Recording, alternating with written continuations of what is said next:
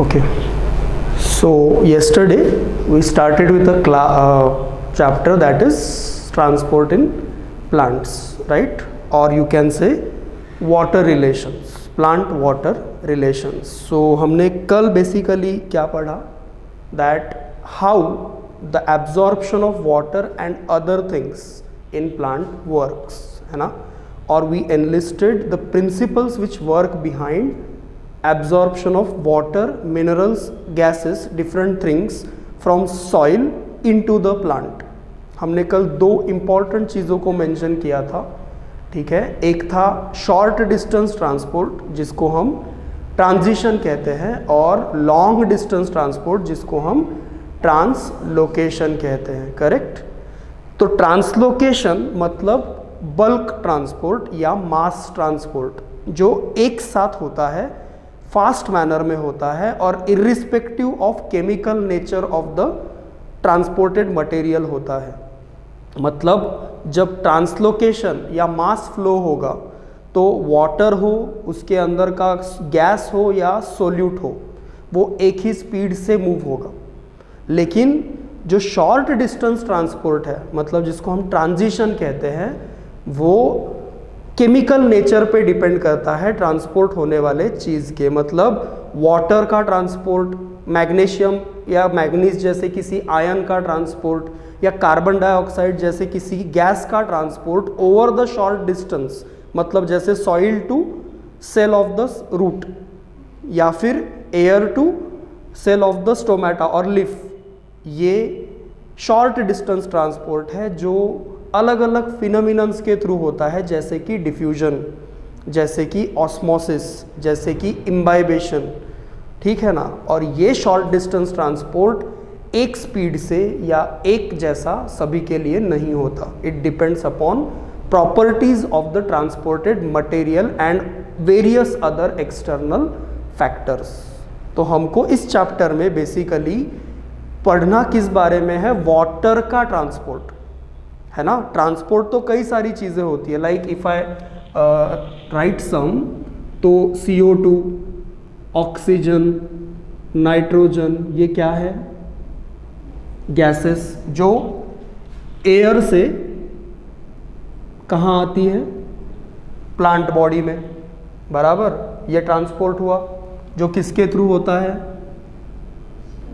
Stomata के through होता है ना. Stomata is said to be respiratory structure of the plant, present particularly in green parts like leaf and young stems. तो इस stomata के through gases का transport होता है, या एयर से प्लांट के बॉडी में या प्लांट के बॉडी से एयर में, डिपेंडिंग अपॉन प्रोसेस, है ना. उसी तरह से कल भी हम ये बात बोल चुके हैं कि वाटर एक और इम्पॉर्टेंट चीज़ है जो कहाँ से आती है प्लांट में, सॉइल से. मतलब ट्रांसपोर्ट कहाँ से कहाँ है, soil to plant, through what, roots, है ना. ये तो स्टोमेटा के थ्रू नहीं आता, ये रूट्स के थ्रू आता है. इसके अलावा मैग्नीशियम, क्लोराइड, सोडियम एटसेट्रा, मतलब कौन, आयंस, और you can call them solutes, है ना. ये सभी इनऑर्गेनिक आयंस, ऑर्गेनिक है कि इनऑर्गेनिक, इनऑर्गेनिक. तो ये इनऑर्गेनिक आयंस जो इतने सारे टाइप के हैं, जिन्हें हम सिंपली सोल्यूट्स कह रहे हैं, ये कहाँ से कहाँ ट्रांसपोर्ट होते हैं, फिर से सॉइल से आते हैं, मतलब soil to plant body, again through what, roots. मतलब इनको एब्जॉर्ब करने के लिए कोई अलग स्ट्रक्चर है क्या, नहीं है, रूट्स ही है. वाटर भी रूट्स के थ्रू ही आता है, सॉइल से. गैसेस जो है वो प्राइमरीली स्टोमेटा के थ्रू आती है, एयर से, करेक्ट. तो हमको इस चैप्टर में, चैप्टर का बेसिक्स क्लियर कर लो, इनके बारे में डिस्कस नहीं करना. Okay, the transport in plants is primarily about transport of water over short distances and over long distances. Means how the water enters from soil into the roots. First part will be what? Discussion about how water enters from soil into the roots, and later discussion will be about how this water which is already in the roots, okay, reaches to different parts of the plant body. Simple सा discussion है. पहली चीज या पहले part में हमको जो भी फिनोमिनन्स पढ़ने हैं वो किससे रिलेटेड है कि सॉइल का वाटर, सॉइल में प्रेजेंट वाटर रूट्स के अंदर कैसे एंटर होता है. और दूसरे पार्ट का डिस्कशन में हम क्या पढ़ेंगे कि एक बार वो वाटर रूट्स के अंदर आया तो रूट्स के अंदर आया हुआ वाटर प्लांट के हर हिस्से तक कैसे पहुंचता है, मतलब लीफ तक बोलो, स्टेम के अलग अलग हिस्सों में, ब्रांचेस में बोलो, इवन फ्लावर में, फ्रूट में, सीड में कैसे पहुंचता है. तो ये क्या हुआ, लॉन्ग डिस्टेंस ट्रांसपोर्ट. इसको हम स्पेसिफिकली कहते हैं ट्रांसलोकेशन. ये पार्ट 2 में पढ़ेंगे इसी चैप्टर के. और ये जो चीज है सॉइल टू प्लांट बॉडी, ये क्या है, शॉर्ट डिस्टेंस ट्रांसपोर्ट, जिसको हम पार्ट 1 में पढ़ेंगे. ठीक है.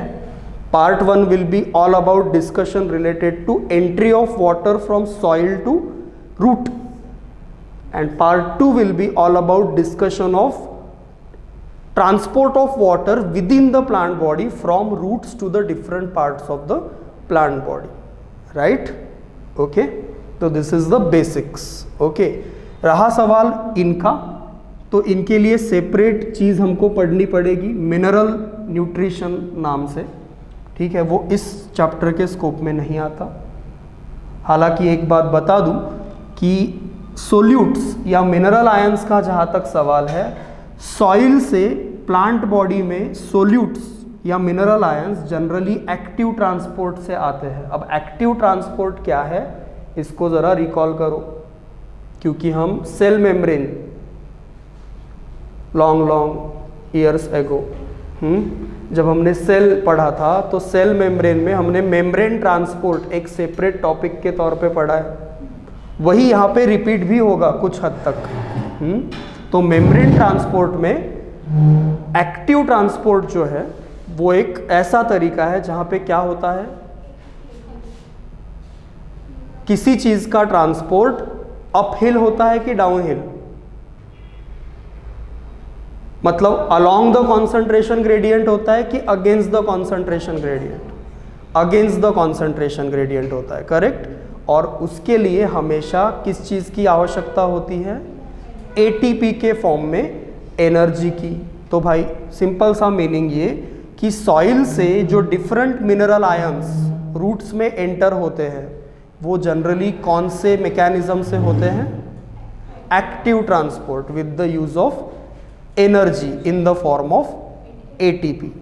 That's how we can say this. Okay. What we need to focus in this chapter is transport of water primarily, and to some extent transport of organic food. Okay, transport of water through xylem and transport of organic food through phloem. Correct. तो transport of water through xylem होने के लिए पहले water xylem में आए तो, है ना, xylem किधर है, रूट्स के या प्लांट की बॉडी के अंदर. वाटर किधर है, सॉइल में. तो पहला टास्क क्या है, सॉइल से वाटर की सॉइल से रूट्स में एंट्री, और दूसरा टास्क रूट्स में मतलब किधर, xylem में, है ना. फिर दूसरा टास्क क्या है, रूट्स के अंदर के xylem में आने के बाद रूट के xylem पार्ट से कंडक्ट होकर प्लांट के हर हिस्से तक पहुंचना, that is this thing. Right.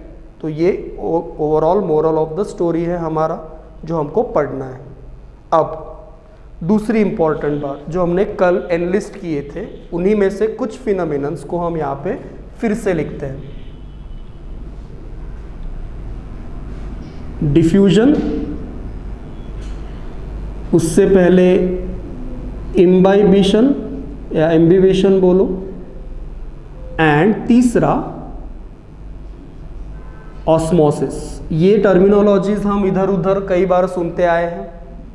It's not like कि we are completely unfamiliar with these terms. At least diffusion and osmosis are very commonly known terms. Imbibition में be new. Okay, so what are these three things that we need to know first. ये तीन चीज़ें क्या है ये हमको पहले समझना होगा, ठीक है।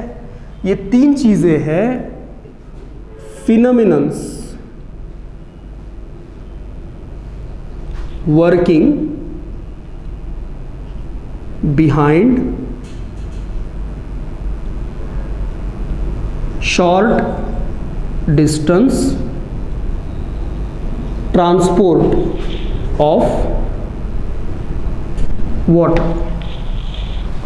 तीन बेसिक प्रिंसिपल्स या तीन बेसिक फिनोमिनन्स जो वाटर के शॉर्ट डिस्टेंस ट्रांसपोर्ट या ट्रांजिशन के पीछे काम करते हैं, उन्हें हम यहाँ लिख रहे हैं। Imbibition, diffusion and osmosis. Is it okay? ठीक है ना। तो इन तीनों को हमें डिटेल में समझना होगा, क्योंकि इन तीन टर्मिनोलॉजीज के डिटेलिंग्स के बेसिस पे हम आगे की कुछ चीज़ें पढ़ेंगे, ठीक है, वन बाय वन। लेकिन सारी अभी एनलिस्ट नहीं करते because it will be confusing. So just understand we need to start with discussion of these three phenomenons: imbibition, diffusion, osmosis, and what they are related with. They are related with transport or particularly short distance transport of water. You can say from soil to root, right? Okay, but before that, do you know root of the plant? That's the basic question to ask कि क्या हमें plant का root पता है? हम किस plant की बात करते हैं यहाँ पे? एंजियोस्पर्मिक प्लांट, मतलब फ्लावरिंग प्लांट जिसमें रूट सिस्टम और शूट सिस्टम प्रॉपरली डेवलप्ड है, ठीक है ना। तो एक नॉर्मल एवरेज एंजियोस्पर्मिक प्लांट की अगर बात करें हम, तो उसका रूट कुछ इस तरह का दिखता है।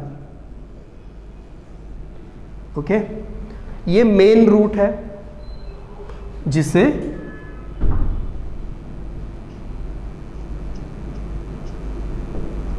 प्राइमरी रूट कहते हैं। This is main root which is called as primary root. और इस रूट से जो भी ब्रांचेस निकलेंगी, जितनी भी निकलेंगी, ये सेकेंडरी रूट्स इससे भी निकल सकती है, ठीक है ना। फाइनली सबसे फाइन रूटलेट्स होते हैं आखिर में, ठीक। तो इस प्राइमरी रूट को अगर हम क्लासिफाई करें या डिफरेंशिएट करें, ठीक है, ये होते हैं ऐसा कंसिडर करो। थोड़ा कंफ्यूजन टालने के लिए हम इनको मिटा देते हैं एक तरफ से। सबसे नीचे होता है प्रोटेक्टिव स्ट्रक्चर, जो रूट के टिप को, ठीक है, टिप रूट का वो हिस्सा है जो ग्रो होता है। रूट यहाँ पे ग्रो होता है और पीछे सेल्स ऐड करते जाता है और उसकी लेंथ बढ़ती है, ठीक है ना। तो ये हिस्सा अगर डैमेज हो गया, ये वाला जहाँ पे मेरी उंगली है, ये वाला हिस्सा अगर डैमेज हो गया तो रूट ग्रो होना बंद हो जाएगा। और रूट ग्रो होना बंद हो जाएगा तो वो वाटर या मिनरल आयंस की खोज कैसे करेगा? क्योंकि एक जगह पे हमेशा के लिए वाटर और मिनरल आयंस तो हो नहीं सकते। It has to grow, and for growth this point is important. And if it is damaged then roots will not grow, and if root do not grow plant will die. तुमने देखा होगा कई बार plant अपने आप सूख जाता है, हरा भरा होता है, कुछ दिनों में अपने आप सूख जाता है। ऐसा तब होता है जब इंटरनली रूट को कोई डैमेज पहुंचता है, क्योंकि रूट वो चीज़ है जो प्लांट के हर हिस्से तक रिक्वायर्ड आयंस और वाटर पहुंचाती है सॉइल से निकाल के। कैसे, वही हम यहाँ पे पढ़ेंगे, है ना। तो this is what called root cap. Sir 5 मिनटं पहिले सांगा. दिस इज व्हॉट कॉल्ड, तिथं वॉर्निंग येते तेव्हा सांगाल. 5 मिनटं बाकी आहे. This is what called root cap. Okay, पहला हिस्सा हुआ। Root cap is a protective structure which protects the root. Okay, और root tip you can say, root tip is particularly called as meristematic region. Root को हम regions या areas में बांटते हैं, तो ये हुआ रूट कैप रीजन या रूट कैप एरिया जो प्रोटेक्टिव है। इसके ऊपर मेरिस्टेमेटिक रीजन, मेरिस्टेमेटिक रीजन मतलब तुम समझते होंगे मेरिस्टेम क्या करती है, डिवाइड होकर नई सेल्स बनाती है, तो इसीलिए इसको हम जोन ऑफ सेल डिवीजन भी कहते हैं।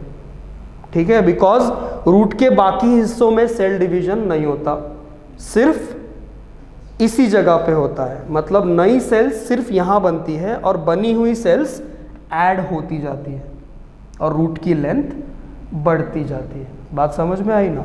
That's why this is called meristematic reason और जोन ऑफ सेल डिवीजन। इसके बाद this is what zone of elongation और इलोंगेशन रीजन।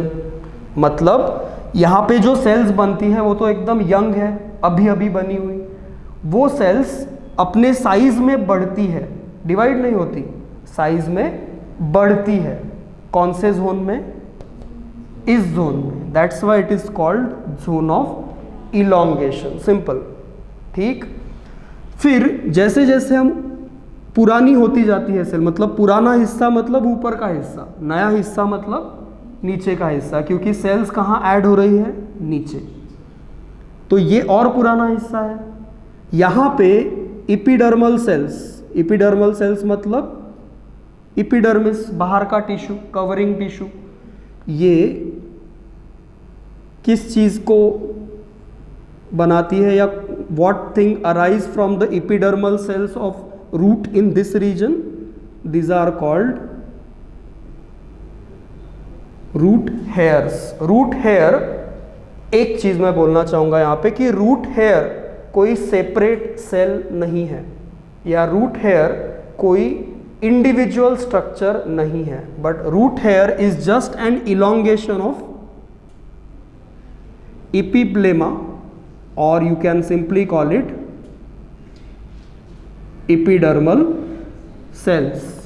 इस रीजन में, कौन से रीजन में? द रीजन और zone that is present above zone of elongation में इपिडर्मल सेल्स। ऐसा नहीं है कि यहाँ पे इपिडर्मल सेल्स नहीं है, यहाँ पे भी है, बट यहाँ पे रूट हेयर्स नहीं होते। समझ में आया ना? Get the concept correct. It is not like कि यहाँ पे इपिडर्मल सेल्स नहीं है, यहाँ पे भी इपिडर्मिस है, ठीक है ना, यहाँ पे भी कॉर्टेक्स है, सब कुछ है, बट रूट हेयर बनना कहाँ से शुरू होता है? जहाँ से शुरू होता है उसको हम जोन ऑफ एब्सॉर्प्शन और रूट हेयर जोन कहते हैं। मतलब सॉइल से वाटर या मिनरल्स का एब्जॉर्प्शन रूट का ये हिस्सा नहीं करता, क्योंकि इस हिस्से के पास क्या नहीं है? Hairs. Absorption start from root hairs. Okay, and these root hairs arise from epiblema or epidermal cells of the root in a region particularly called zone of absorption, because absorption of materials occur in this zone because of the presence of root hairs, or it is also called as root hair zone simply, right? तो ये वो हिस्सा है जहाँ solutes मतलब जैसे कि ions और वाटर एब्जॉर्ब होंगे, राइट? ये लास्ट हिस्सा है जिसे हम कहते हैं जोन ऑफ मैचुरेशन। मतलब यहाँ पे रूट के सभी टिश्यूज हमको फुल्ली फंक्शनल फॉर्म में डिफ्रेंशिएट होकर दिखेंगे। कॉर्टेक्स हो, पिथ हो, जाइलेम हो, फ्लोएम हो, वो सब एनाटॉमी में आपको, आप अगर डाइकॉट रूट या मोनोकॉट रूट की एनाटॉमी देखोगे, चैप्टर है 11th में, तो वहाँ पे आपको दिखेगा कि रूट के अंदर क्या क्या होता है। तो जो जो हमको एनाटॉमी मतलब टीएस ट्रांसवर्स सेक्शन में रूट के दिखाया गया है वो सब आपको अच्छी तरीके से कहाँ दिखेगा, इस हिस्से में, जोन ऑफ मैच्योरेशन में। ठीक है, इसीलिए आप देखो कि कोई झाड़ अगर ज़मीन से निकालोगे तो उसका जो इंस्टेंट रूट होता है, मतलब सबसे ऊपरी वाला हिस्सा रूट का, वो रूट हेयर कंटेनिंग नहीं होता, लेकिन उसका थोड़े नीचे क्या दिखता है, बहुत सारे फाइन स्ट्रक्चर्स। वो क्या है, रूट हेयर्स। फाइन स्ट्रक्चर्स क्यों है, क्योंकि उन्हें क्या करना है, एब्जॉर्प्शन। एब्जॉर्प्शन करने के लिए क्या चाहिए, सरफेस एरिया कैसा चाहिए, एब्जॉर्प्शन करना हो, एक्सचेंज करना हो, फिल्ट्रेशन करना हो, तो सरफेस एरिया कैसा चाहिए, ज़्यादा कि कम, ज़्यादा। तो ज़्यादा सरफेस एरिया चाहिए तो फिर क्या चाहिए, फाइन स्ट्रक्चर्स चाहिए कि एक सिंगल स्ट्रक्चर चाहिए, फाइन स्ट्रक्चर्स चाहिए। That's why root hairs are fine structures that work for what, absorption of water, solute, etc. from the soil. Getting the thing? So this is what you can get it as a structure of a typical angiospermic root. Okay, ये sequence important है question wise. भले ही इस chapter से ना पूछा जाए, morphology वाले chapter से वो ये क्वेश्चन आता है, तो वहाँ पे मैं जब रूट पढ़ाऊँगा तो तुमको बेसिकली यही चीज़ फिर से बताऊँगा कि एक रूट में कौन कौन से रीजन्स या एरियाज होते हैं और वो क्या करते हैं। तो सीधा अभी देख लो, root cap zone is for protection. Okay, protection of what, meristematic region. Why it's protection is required, because it is the only area और zone which where cell division occurs, means new cells will not be formed and root will not grow if this area is damaged. So protection of this region is very important, and for that root cap is present. Okay, the formed cells undergo development or increase in size.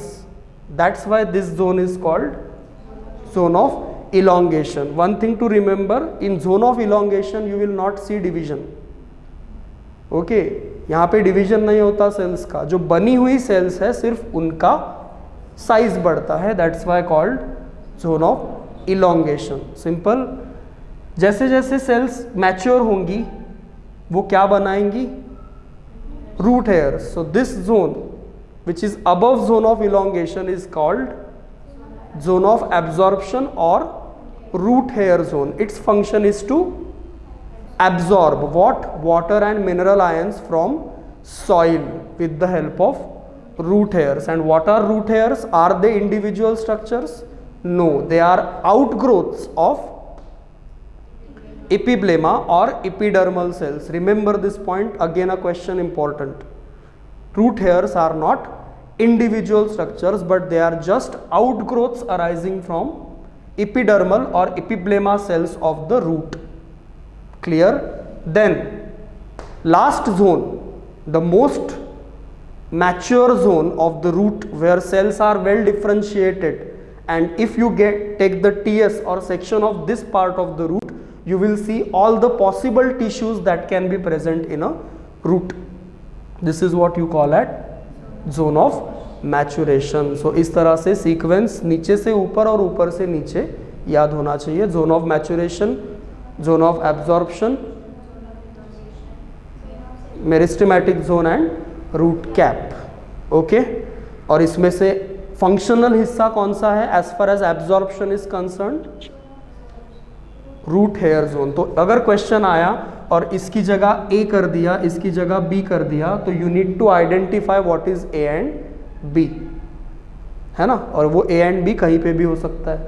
That's the thing which can be asked about this particular diagram, which is of typical root, angiospermic root. Okay, getting this? Okay, now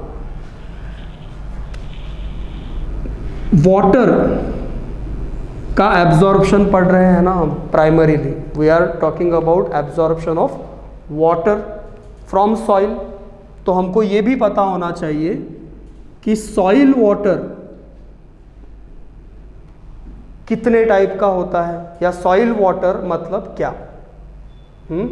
तो फिर all the water present in soil is called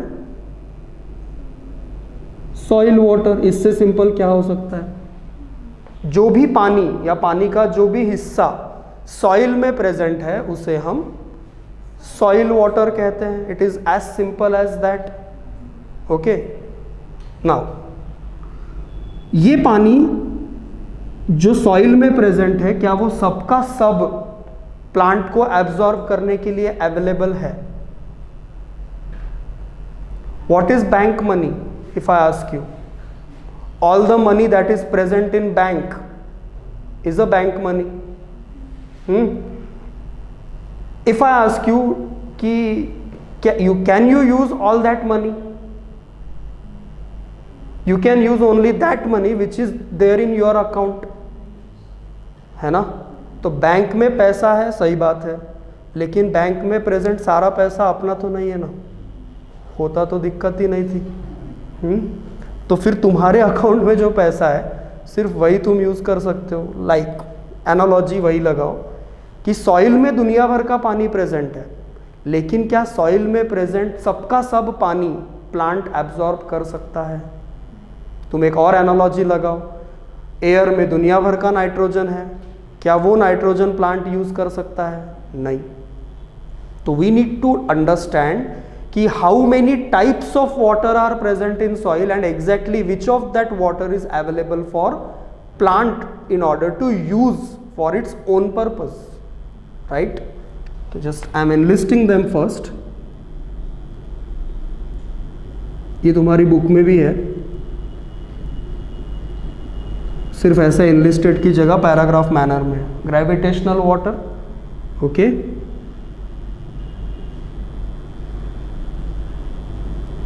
combined water,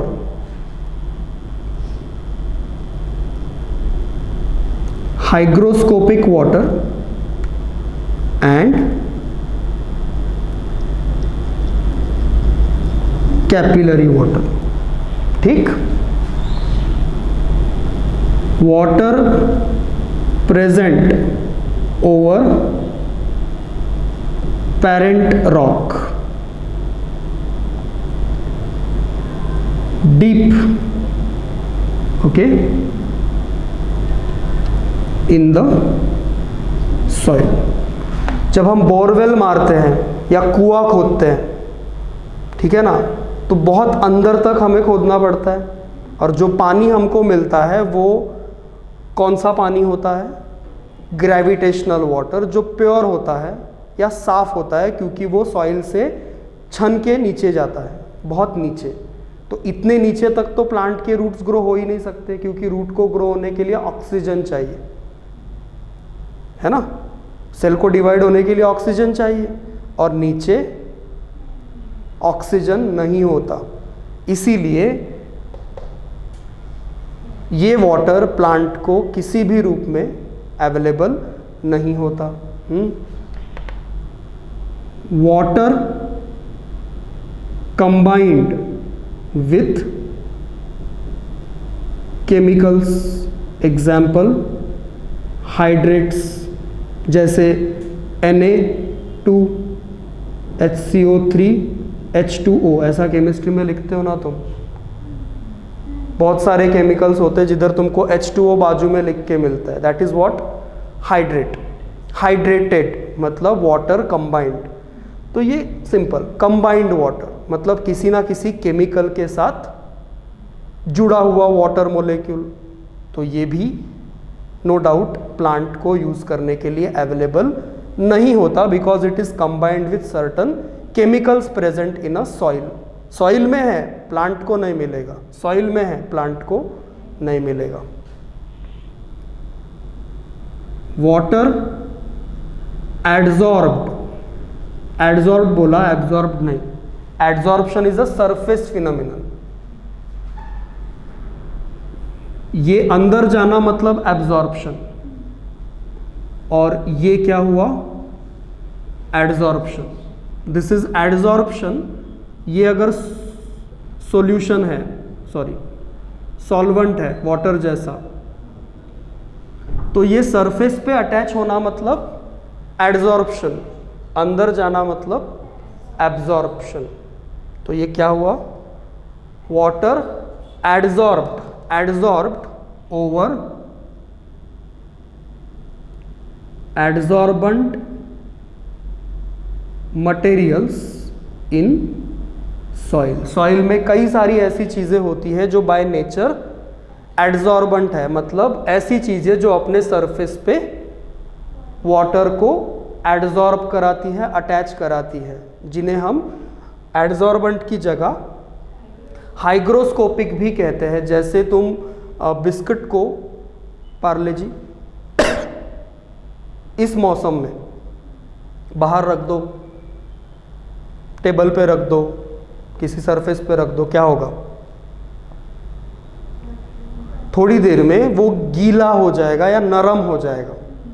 पहले तो crispy था, तो अब नरम कैसे हो गया, उसको पानी में तो डाला नहीं हमने, कैसे नरम हो गया फिर। या फिर कोई फरसान ले लो और वो कटोरे में रख दो ओपन, बिना ढके, या सील पैकेट, सील बंद डब्बे में ना रख के ओपन एयर लग गई तो क्या होगा, हम बोलते हैं नमी आ गई उसमें। तो ये नमी कहाँ से आ गई, एयर में प्रेजेंट मॉइस्चर को उसने एडजॉर्ब किया, एब्जॉर्ब नहीं, एडजॉर्ब किया, और वो कैसा हो गया, नम हो गया। अगर एब्जॉर्ब करता, ध्यान से समझो, अगर एब्जॉर्ब करता तो सॉल्यूशन बनता, अगर एब्जॉर्ब करता तो क्या बनता, सॉल्यूशन बनता। एडजॉर्ब किया तो क्या बना, सॉल्यूशन नहीं बना, वो स्वेल हो गया, नरम हो गया। That's what the thing happens with hygroscopic materials. तो हाइग्रोस्कोपिक मटेरियल मतलब एडजॉर्बेंट मटेरियल जो अपने सरफेस पे किसे अटैच करवाते हैं, वाटर या वाटर जैसे किसी सॉल्वेंट को, and they undergo swelling without forming solution. इसी को इम्बिबिशन भी कहते हैं, इसी को क्या कहते हैं, इम्बिबिशन भी कहते हैं। तो यू कैन से कि it is water imbibed over adsorbent material present in soil, hence not available for plants to use। तो देखो चार प्रकार के, ठीक है, चार प्रकार के वाटर हमने यहां पे एनलिस्ट किए, gravitational water, combined water, hygroscopic water और कैपिलरी वाटर, जिसमें से तीन तो अवेलेबल है ही नहीं, है ना। Out of the 4, 3 are non available to plant. Then बचा कौन सा, ये तो होगा ही, अगर ये भी नहीं हुआ तो फिर बचा कौन। दिस इज अ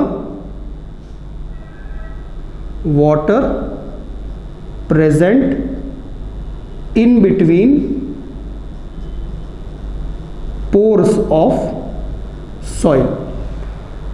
सॉइल में जो छोटे छोटे छेद होते हैं, माइक्रोस्कोपिक पोर्स होते हैं, उनमें जो पानी फंसा हुआ है उसे क्या कहते हैं, कैपिलरी वाटर। और प्लांट के रूट्स इन्हीं पोर्स में ग्रो होते हैं।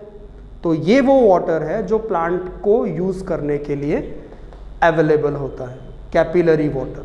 So out of the 4 types of water present in soil, the 3 types of water are not available, while only 1 type, that is capillary water, is available for plants to use for their purpose. This is one more question. Which water is available out of the many types of water? Capillary water. Is it okay? And what is capillary water? Water present in between pores of the soil. So this is another concept you should understand before we move on to discussion of basic phenomena working behind absorption of water. Is it okay?